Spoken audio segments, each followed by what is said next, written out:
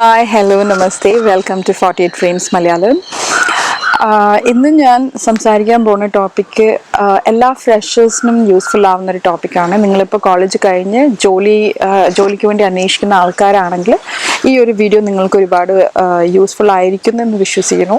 So നിങ്ങൾ കുറച്ച് ആൾക്കാർ എന്നെ ലിങ്ക്ഡിനിൽ കണക്ട് ചെയ്തിട്ടുണ്ടായിരുന്നു. അപ്പോൾ നിങ്ങളൊക്കെ ചോദിച്ചിട്ടുണ്ടായിരുന്നു എന്തൊക്കെയാണ് ചേച്ചി ചെയ്യുന്നത്, ചേച്ചി ഒരു സൈക്കോളജിസ്റ്റ് ആണോ, ഒരു HR പ്രൊഫഷണൽ ആണോ, ഒരു ട്രെയിനർ ആണെന്നൊക്കെ ചോദിച്ചിട്ടുണ്ടായിരുന്നു. സോ അതിനെ സംബന്ധിച്ചിട്ട് തന്നെയാണ് ഈ ടോപ്പിക്ക്. കുറച്ച് ആൾക്കാർ എന്നോട് HR കുറിച്ചും റെസ്യൂമിനെ കുറിച്ചും ഇൻ്റർവ്യൂസിനെ കുറിച്ചും വീഡിയോസ് ചെയ്യണമെന്ന് പറഞ്ഞിട്ടുണ്ടായിരുന്നു. അതുകൊണ്ട് നിങ്ങൾക്ക് വേണ്ടി എൻ്റെ ഫസ്റ്റ് വീഡിയോ ആണ്.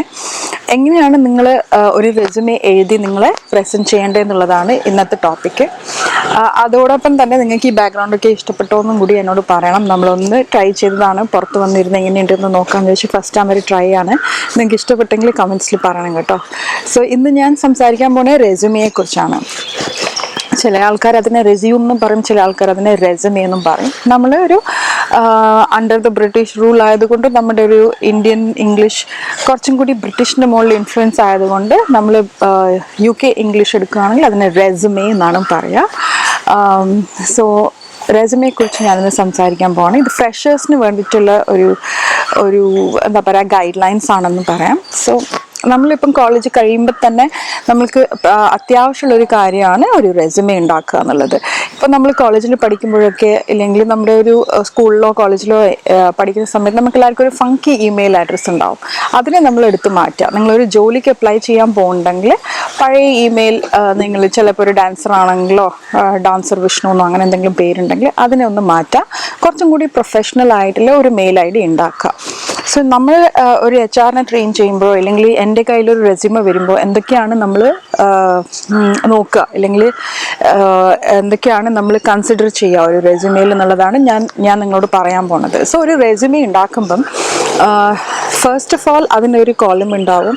ഇമെയിൽ കോൺടാക്റ്റ് അഡ്രസ്സ് എന്ന് പറയുമ്പം നമ്മൾ നിങ്ങൾ റീച്ച് ഔട്ട് ചെയ്യണമല്ലോ. നമുക്ക് റെസ്യൂമെ നന്നായി ഇഷ്ടപ്പെട്ടു എന്ന് വിചാരിച്ചാൽ സോ നിങ്ങളുടെ ഒരു ഫങ്ഷണൽ ആയിട്ടുള്ള ഒരു ഫോൺ നമ്പർ, എപ്പോഴും ബിസി ആയിട്ട് ഗേൾ ഫ്രണ്ട്സിനോട് സംസാരിച്ചുകൊണ്ടിരിക്കുന്ന നമ്പർ അല്ലാണ്ട്, ഗെയിം കളിച്ചുകൊണ്ടിരിക്കുന്ന നമ്പർ അല്ലാണ്ട്, നിങ്ങൾ എപ്പം ഫോൺ വിളിക്കുമ്പം റീച്ച് ചെയ്യാൻ പറ്റാവുന്ന നമ്പർ നിങ്ങളുടെ തന്നെ നമ്പറായിരിക്കണം. ഫ്രണ്ട്സിൻ്റെ, ആൻറ്റീസ്, അങ്കിൾസ്, അടുത്ത വീട്ടിലത്തെ കുട്ടിയുടെ നമ്പറൊന്നും കൊടുക്കരുത്. കുറേ പ്രാവശ്യം നമ്മൾ അനുഭവിച്ചാണ്. അതുകൊണ്ടാണ് പറഞ്ഞത് ഫങ്ഷണലായിട്ട് നിങ്ങൾ റിസീവ് ചെയ്യുന്ന നിങ്ങളുടെ ഫോൺ നമ്പർ എഴുതാം. പിന്നെ ഇമെയിൽ ID. സോ ഫാൻസി ആയിട്ടുള്ള ഇമെയിൽ ID മാറ്റിയിട്ട് കുറച്ചും കൂടി പ്രൊഫഷണൽ ആയിട്ടുള്ളൊരു ഇമെയിൽ ID ക്രിയേറ്റ് ചെയ്യുക. With your first and last നെയിമോ ഇല്ലെങ്കിൽ നിങ്ങളുടെ നെയിം അതിൽ പ്രസൻറ്റ് ആയിരിക്കണം ആ ഒരു ഇമെയിൽ IDയിൽ. സോ അങ്ങനെ ഒരു ഇമെയിൽ ID ക്രിയേറ്റ് ചെയ്ത് നിങ്ങളുടെ പേരിൻ്റെ ഒപ്പം തന്നെ നിങ്ങളുടെ കോൺടാക്റ്റ് ഡീറ്റെയിൽസ് കൊടുക്കുമ്പോൾ you can give your phone number and your email ID. അത് കൊടുത്തു കഴിഞ്ഞ ശേഷം നമ്മൾ എല്ലാവരും നിന്നും കോപ്പി അടിക്കുന്ന ഒരു കാര്യമുണ്ട്. നമ്മൾ ആരുടെയാണോ പണ്ട് എഴുതിയ ഒരു ഒബ്ജക്റ്റീവ് ഉണ്ടാവും. ഒരാൾ ജോലി നോക്കാൻ വേണ്ടി പോകുമ്പോൾ ഒറിജിനലായിട്ട് എഴുതിയ കാര്യം അതുപോലെ തന്നെ കോപ്പി ചെയ്യുന്ന കാര്യമാണ് ഈ ഒബ്ജക്റ്റീവ് എന്ന് പറയുന്നത്. നമ്മൾ ഒരു മോർ ദാൻ 1000 ഫ്രഷേഴ്സിൻ്റെ റെസ്യൂമേസ് കണ്ടിരിക്കുന്നുണ്ടെങ്കിൽ എല്ലാവർക്കും കോമൺ ആയിട്ട് ഇരിക്കുന്ന കാര്യമാണ് ഈ ഒബ്ജക്റ്റീവ് എന്ന് പറയുന്ന സെക്ഷൻ. നിങ്ങൾക്ക് സ്വന്തമായിട്ടൊരു ഒബ്ജക്റ്റീവ്, ഒരു കരിയർ ഒബ്ജക്റ്റീവ് ഉണ്ടെങ്കിൽ മാത്രം ആ സെക്ഷൻ വെക്കാം, ഇല്ലെങ്കിൽ അതിനെ ഒമിറ്റ് ചെയ്യൂ. അതിൻ്റെ ആവശ്യമേ ഇല്ല. നിങ്ങൾക്കൊരു ക്ലാരിറ്റി ഉണ്ട്, എനിക്ക് ഇതുപോലത്തെ ഒരു ഓർഗനൈസേഷനിൽ എൻ്റെ സ്കിൽ സെറ്റ്സ് യൂസ് ചെയ്യുന്ന ഒരു ഓർഗനൈസേഷനിലാണ് എനിക്ക് ജോലി വേണ്ടത്. നിങ്ങൾക്കൊരു ക്ലാരിറ്റി ഉണ്ടെങ്കിൽ മാത്രമേ നിങ്ങൾ ആ ഒബ്ജക്റ്റീവ് സെക്ഷനെ യൂസ് ചെയ്യേണ്ട അത്യാവശ്യമുള്ളൂ. It is not mandatory. അത് കമ്പൽസറി ആയിട്ടുള്ളൊരു സെക്ഷൻ അല്ല. അതുകൊണ്ട് നിങ്ങൾക്ക് ഉണ്ടെന്ന് വെച്ചാൽ മാത്രം നിങ്ങൾ ആ ഒബ്ജക്റ്റീവ് സെക്ഷനെ യൂസ് ചെയ്താൽ മതി. ഓക്കെ.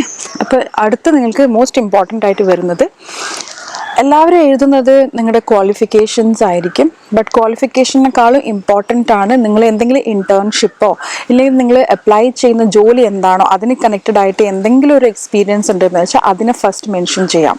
ഓക്കെ. ഇപ്പോൾ നിങ്ങളൊരു ഇൻറ്റേൺഷിപ്പ് കഴിഞ്ഞതാണെങ്കിൽ ഫസ്റ്റ് ഇൻറ്റേൺഷിപ്പിനെ കുറിച്ച് എഴുതാം.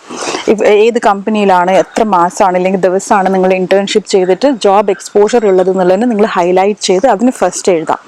ഫോളോഡ് ബൈ അത് കഴിഞ്ഞ ശേഷമാണ് നമ്മുടെ ക്വാളിഫിക്കേഷനെ കുറിച്ച് എഴുതുക. അപ്പോൾ ക്വാളിഫിക്കേഷൻ പറയുമ്പം 10th standard 12th standard graduation അങ്ങനെയല്ല അത് എഴുതേണ്ടത്. അതിനൊരു ക്രൊണോളജി എങ്ങനെയാണെന്ന് വെച്ചാൽ നമ്മൾ ഫസ്റ്റ് ഇപ്പം ലേറ്റസ്റ്റ് ക്വാളിഫിക്കേഷൻ ഏതാണ്?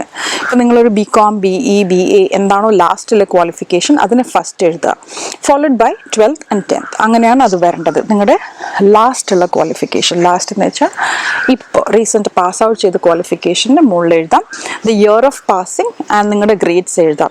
പക്ഷേ ഗ്രേഡ്സ് ചില സമയത്ത് അത് ഡ്യുവൽ പർപ്പസ് ആണ്. ചില കമ്പനീസിന് ഗ്രേഡ്സ് വേണ്ടി വരും, ചില സമയത്ത് ഗ്രേഡ്സ് വേണ്ടി വരില്ല. നിങ്ങളിപ്പോൾ ഒരു അക്കാഡമിക് ഇൻസ്റ്റിറ്റ്യൂഷൻ ആണ് ഇടുന്നതെന്ന് വെച്ചാൽ ഗ്രേഡ്സ് അത്യാവശ്യമാണ്. ഇപ്പോൾ ഒരു ടീച്ചേഴ്സ് പൊസിഷനോ അല്ലെങ്കിൽ ഒരു സ്കോളാസ്റ്റിക് ഒരു സ്കൂളിൽ നിങ്ങളൊരു പൊസിഷൻ അപ്ലൈ ചെയ്യുകയാണെങ്കിൽ അവർക്ക് ഗ്രേഡ്സ് അത്യാവശ്യമാണ്. അല്ലാണ്ട് നിങ്ങൾ ഒരു ആഡ് നോക്കുകയാണ് നോക്കറിയിലോ ഇല്ലെങ്കിൽ ഫേസ്ബുക്കിലോ എവിടെയാണെന്ന് വെച്ചാൽ നിങ്ങളൊരു ജോബ് പോസ്റ്റിംഗ് കണ്ടിട്ട് അപ്ലൈ ചെയ്യുമ്പം അതിൽ അവർ മെൻഷൻ ചെയ്തിട്ടുണ്ടാവും 60% ആൻഡ് അബാവ്, 80% ആൻഡ് അബാവ്. അങ്ങനെ എഴുതിയ ഓർഗനൈസേഷൻസിൽ മാത്രമേ നിങ്ങൾ നിങ്ങളുടെ ഗ്രേഡ്സ് മെൻഷൻ ചെയ്യേണ്ട അത്യാവശ്യമുള്ളൂ. ഇല്ലെങ്കിൽ നിങ്ങളുടെ ഗ്രേഡ്സ് മെൻഷൻ ചെയ്യേണ്ട അത്യാവശ്യമൊന്നുമില്ല. ഇയർ ഓഫ് പാസിംഗ് മാത്രം മാൻഡറ്ററി ആണ്. അപ്പം നിങ്ങളുടെ qualification with year of passing നിങ്ങൾ അതിൽ എഴുതാം. സോ നിങ്ങളുടെ ക്വാളിഫിക്കേഷൻ കഴിഞ്ഞ ശേഷം you have to write about your interest. എന്തൊക്കെയാണ് നിങ്ങളുടെ ഇൻട്രസ്റ്റ്, നിങ്ങളുടെ ഹോബീസ് എന്തൊക്കെയാണ്? ഇപ്പോൾ ചില ആൾക്കാർ വോളണ്ടറി സർവീസസ് ചെയ്യുന്നുണ്ടാവും, ഇങ്ങനെ ക്യാമ്പ്സ് നടത്തുക, ഇല്ലെങ്കിൽ NSS NCC സ്പോർട്സ്, ഇതൊക്കെയുള്ള ആൾക്കാരൊക്കെ അതിൽ നമ്മൾ മെൻഷൻ ചെയ്യുന്നത് വളരെ നല്ലതായിരിക്കും. ബിക്കോസ് ചില സമയത്ത് നമുക്ക് ആ ഹെൽപ്പിംഗ് മെൻറ്റാലിറ്റി ഉള്ള ഒരു റോൾ ഒരു ആളായിരിക്കും നമുക്ക് അത്യാവശ്യം ഉണ്ടാവുക, ഇല്ലെങ്കിൽ ഒരു സ്പോർട്സ്മാൻ സ്പിരിറ്റ് ഉള്ള ഒരാളായിരിക്കും അത്യാവശ്യം. ഫോർ എക്സാമ്പിൾ പറയുകയാണെങ്കിൽ നമ്മളിപ്പം സെയിൽസ് അതുപോലത്തെ പൊസിഷനിലേക്കാണ് നിങ്ങൾ അപ്ലൈ ചെയ്യുന്നതെന്ന് വെച്ചാൽ നിങ്ങൾക്ക് മോർ ഓഫ് ഒരു സ്പോർട്സ്മാൻ സ്പിരിറ്റ്, അല്ലെങ്കിൽ what do I say, someone who has great decision making skills, അതൊക്കെ നമുക്ക് നിങ്ങളുടെ ഇൻട്രസ്റ്റ് നിന്ന് മനസ്സിലാക്കാൻ പറ്റും. സോ ഇറ്റ്സ് ഓൾവേസ് ഗുഡ് നിങ്ങൾക്ക് നിങ്ങളുടെ സ്ട്രെങ്ത്സിന് കണക്റ്റഡ് ആയിട്ടുള്ള ഹോബീസോ സ്ട്രെങ്ത്സിന് കണക്റ്റഡ് ആയിട്ടുള്ള ഒരു ഇൻട്രസ്റ്റോ ഉണ്ടെന്ന് വെച്ചാൽ അതിനൊക്കെ നിങ്ങൾ മെൻഷൻ ചെയ്യാം. മെൻഷൻ ചെയ്യണമെന്ന് അത്യാവശ്യമില്ലാത്ത കുറച്ച് കാര്യങ്ങളുണ്ട്. അത് നമ്മുടെ പേഴ്സണൽ സെക്ഷനിൽ വരുമ്പം യു ക്യാൻ മെൻഷൻ, വേണമെങ്കിൽ മാത്രം നിങ്ങൾ നിങ്ങളുടെ year of birth, I mean your age and your year of birth mention ചെയ്യാം. അതല്ലാണ്ട് നാഷണാലിറ്റി അത്യാവശ്യമേ ഇല്ലാത്തൊരു കാര്യമാണ്. അൺലെസ് ആൻഡ് അൺടിൽ നിങ്ങളൊരു ഇന്ത്യൻ അല്ല, ഇല്ലെങ്കിൽ നിങ്ങൾ അപ്ലൈ ചെയ്യുന്ന കൺട്രീൻ്റെ ഒരു സിറ്റിസൺ അല്ലെങ്കിൽ മാത്രം നിങ്ങളുടെ നാഷണാലിറ്റി എഴുതാം. അത് കഴിഞ്ഞ ശേഷം നിങ്ങളുടെ ഒരു 15 ലൈൻസിൻ്റെ അഡ്രസ്സ് ഒക്കെ ഉണ്ടാവും. അഡ്രസ്സൊന്നും ഇപ്പം അത്യാവശ്യമുള്ള കാര്യമേ അല്ല. നിങ്ങൾ സെലക്ട് ചെയ്ത് കഴിഞ്ഞിട്ട് ഫർദർ പ്രോസസ്സ് ഡോക്യുമെൻറ്റേഷൻ സമയത്താണ് നിങ്ങളുടെ അഡ്രസ്സസ് ഒക്കെ നമുക്ക് അത്യാവശ്യം വരുന്നത്. നിങ്ങളുടെ ഇനീഷ്യൽ സെലക്ഷൻ പ്രോസസ്സിലൊന്നും നിങ്ങളുടെ അഡ്രസ്സ് നമുക്ക് അറിയേണ്ട ആവശ്യമില്ല. നിങ്ങളുടെ കാസ്റ്റ്, നിങ്ങളുടെ റിലിജൻ, അതൊന്നും നമുക്ക് അത്യാവശ്യമുള്ള കാര്യമേ അല്ല. So if you want to write something about you, നിങ്ങളുടെ പേഴ്സണൽ ഡീറ്റെയിൽസ് എന്ന് പറഞ്ഞാൽ നമുക്ക് അത്യാവശ്യമുള്ള നിങ്ങളുടെ personal details is only your phone number, your email ID. Few of them might need your date of birth. Not all the companies need your date of birth. So a personal section നിങ്ങൾക്ക് actually omit ചെയ്യാവുന്നതേ ഉള്ളൂ. അത് അത്ര വലിയ അത്യാവശ്യമുള്ള കാര്യമൊന്നുമല്ല. So these are the things that you need to keep in mind. ഈ ഇത്രയും കാര്യങ്ങൾ എന്ത് തന്നെ ആയാലും ഒരു ഫ്രഷേഴ്സിൻ്റെ റെസ്യൂമെയിൽ നമ്മൾ കാണാൻ ആഗ്രഹിക്കുന്ന കാര്യങ്ങളാണ്. അതല്ലാണ്ട് അതിൻ്റെ ബ്യൂട്ടിഫുള്ളി എങ്ങനെ റെപ്രസെൻറ്റ് ചെയ്യുക എന്നുള്ളതാണ് നിങ്ങൾ അറിയേണ്ടത്. പഴയ കാലത്തൊക്കെ ആയിരുന്നെങ്കിൽ ബ്ലാക്ക് ആൻഡ് വൈറ്റ്, അതിൽ നമുക്ക് ടൈംസ് ന്യൂ റോമനിൽ എഴുതിയ റെസ്യൂമേസേ കാണാറുള്ളൂ. ബട്ട് ഇപ്പം നല്ല കുറച്ച് കാലങ്ങളായിട്ട് എല്ലാം എസ്തെറ്റിക്കലി ബ്യൂട്ടിഫുൾ ആയിട്ടുള്ളത് മാത്രമേ നമ്മളൊന്ന് ഇംപ്രസ് ചെയ്യാറുള്ളൂ. ഫോർ ദി HR പാനലിൽ ഇംപ്രസ് ചെയ്യണമെന്ന് വെച്ചാൽ കുറച്ചും കൂടി നൈസ്ലി ഡിസൈൻഡ് റെസ്യൂമേസ് ആയിരിക്കും നന്നായിരിക്കുക. മെയിൻലി ബിക്കോസ് നമുക്ക് എല്ലാ ടൂൾസും ഫ്രീ ആയിട്ട് ഇപ്പോൾ അവൈലബിൾ ആണല്ലോ നെറ്റിൽ. സോ നിങ്ങൾ അതിൽ കുറച്ച് ടൈം ഇൻവെസ്റ്റ് ചെയ്ത് നന്നായിട്ട് റെസ്യൂമെ ഡിസൈൻ ചെയ്യാവുന്നതാണ്. സോ ബ്ലാക്ക് ആൻഡ് വൈറ്റ് അല്ലാണ്ട് shades of green and blue ആണ് നമ്മൾക്ക് ഇഷ്ടപ്പെടുക. ജനറലി ലൈറ്റർ ഷെയ്ഡ്സ് ആണ്. ഡാർക്കായിട്ട് ഇങ്ങനെ കണ്ണ് തട്ടുന്ന കളേഴ്സിലും വൈബ്രൻ്റ് ആയിട്ടുള്ളതൊന്നും അങ്ങനെ ഇഷ്ടപ്പെടാറില്ല. But if you are a designer, നിങ്ങളൊരു ഡിസൈനിങ് പൊസിഷനാണ് അപ്ലൈ ചെയ്യുന്നതെന്ന് വെച്ചാൽ അത് ഇനിയും കൂടുതൽ ബ്യൂട്ടിഫുൾ ആയിട്ട് നിങ്ങൾക്ക് ചെയ്യാൻ പറ്റും. But for normal positions which are not related to designing, നിങ്ങളൊരു ഡിസൈനർ അല്ല, ഒരു സോഫ്റ്റ്വെയർ എഞ്ചിനീയർ പൊസിഷൻ ഓർ നിങ്ങൾ ഒരു അക്കൗണ്ട്സ് പൊസിഷൻ ഓർ മാനേജറിയൽ ഏതെങ്കിലും പൊസിഷനിൽ നിങ്ങൾ അപ്ലൈ ചെയ്യണമെങ്കിൽ ജനറിക് ആയിട്ട്, ഇത് ഫ്രഷേഴ്സിൻ്റെ അല്ല ഞാൻ പറഞ്ഞു, ജനറിക് ആയിട്ടും നമ്മൾ പറയുകയാണെങ്കിൽ use lighter shades specifically of blue and green, that should be good. പിന്നെ ഫോണ്ട് സൈസ് സ്റ്റിൽ റിമെയിൻസ് 12. വർഷങ്ങളായിട്ടുള്ള ഒരു ആക്സെപ്റ്റബിൾ ഫോണ്ട് സൈസാണ് 12 for classic fonts. Times New റോമന് ശേഷം വന്നിരിക്കുന്ന അടുത്ത താരം with regard to font is Calibri. അതിൻ്റെ ഒരു ക്ലാരിറ്റി വെച്ചിട്ടാണ് നമ്മൾ കാലിബ്രി നമുക്ക് ഇഷ്ടപ്പെടുന്നത്, അതുകൊണ്ടാണ്. അതല്ലാണ്ട് കുറച്ചും കൂടി ക്ലാസിക് ഫോണ്ട്സ് ഒക്കെ നന്നായിട്ട് ഉണ്ടാവും കാണാൻ. അതിൻ്റെ ഡീറ്റെയിൽസ് ഒക്കെ ഞാൻ ഡിസ്ക്രിപ്ഷൻ ബോക്സിൽ ഇടാം, ഇല്ലെങ്കിൽ വേറെ തന്നെ ഒരു സെഷൻ തന്നെ ചെയ്യാം. That is different.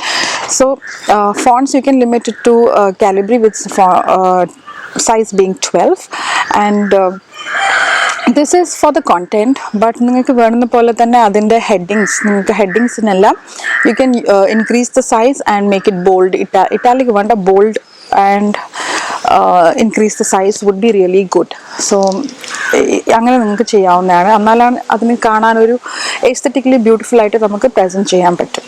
Okay, so this is about the resume writing part for freshers. നിങ്ങൾ ഇതുപോലെ ചെയ്ത് പ്രസൻറ്റ് ചെയ്യുകയാണെങ്കിൽ ഒറ്റ പേജേ വേണ്ട കേട്ടോ, ബിക്കോസ് ഫ്രഷേഴ്സിന് നമുക്ക് pages and pages and pages ഉണ്ടാവില്ല. എക്സ്പീരിയൻസ് ഉള്ള ആൾക്കാർക്കാണ് ഒരു 2 to 3 pages വരിക. But you are freshers, we don't look for anything more than 1 page. ഓൺലൈനിൽ അയക്കുകയാണെങ്കിലും നമ്മുടെ കയ്യിൽ കിട്ടുകയാണെങ്കിൽ 1 page is more than enough. So ഈ കണ്ടന്റ് ഒക്കെ ഉള്ളതാണെങ്കിൽ that should suffice, that is enough for us. ഇപ്പം നിങ്ങൾക്ക് ആർക്കെങ്കിലും ഇതുപോലെ റെസ്യൂമെ ഡിസൈൻ ചെയ്യണമെന്ന് ആഗ്രഹമുണ്ടെങ്കിൽ നമ്മളൊരു ഓഫർ തരാം. ഇൻ ദ സെൻസ്, ആരൊക്കെയാണ് ഫസ്റ്റ് 3 ആൾക്കാർ ഇവിടെ കമൻറ്റ് ബോക്സിൽ കമൻറ്റ് ഇടുന്നത് അവർക്ക് വേണ്ടി നമ്മൾ നിങ്ങളുടെ റെസ്യൂമെ ഡിസൈൻ ചെയ്ത് തരാം. Only for the first 3 comments. Okay, so ഈ സെഷൻ നിങ്ങൾക്ക് ഇഷ്ടമായിട്ടുണ്ടാവുമെന്ന് വിശ്വസിക്കുന്നു. If you like then please to like the video. ഇത് ആർക്കെങ്കിലും യൂസ്ഫുൾ ആവുമെന്ന് വിചാരിക്കുന്നെങ്കിൽ ഇതിനെ ഷെയർ ചെയ്യുക. ചാനൽ ഇതുവരെ സബ്സ്ക്രൈബ് ചെയ്തില്ലെങ്കിൽ സബ്സ്ക്രൈബ് ചെയ്യുക. പിന്നെ നിങ്ങൾക്ക് ഈ ബാക്ക്ഗ്രൗണ്ടൊക്കെ ഇഷ്ടപ്പെട്ടോ, പിന്നെ ഈ ചെറുതായിട്ടുള്ള നേച്ചറിൻ്റെ ഒച്ചകളൊക്കെ ഇഷ്ടപ്പെട്ടോ എന്നൊക്കെയും കൂടി കോമെൻറ്റ് സെക്ഷനിൽ എഴുതാവുന്നതാണ്. So we will be having more such HR related topics being discuss ചെയ്യുന്നതായിരിക്കും ഈ ചാനലിലൂടെ. സോ നിങ്ങളുടെ അഭിപ്രായം എന്തായാലും you can message us plus comment sectionilum ezhudavunnanu. So thank you so much for joining in. You have a wonderful day.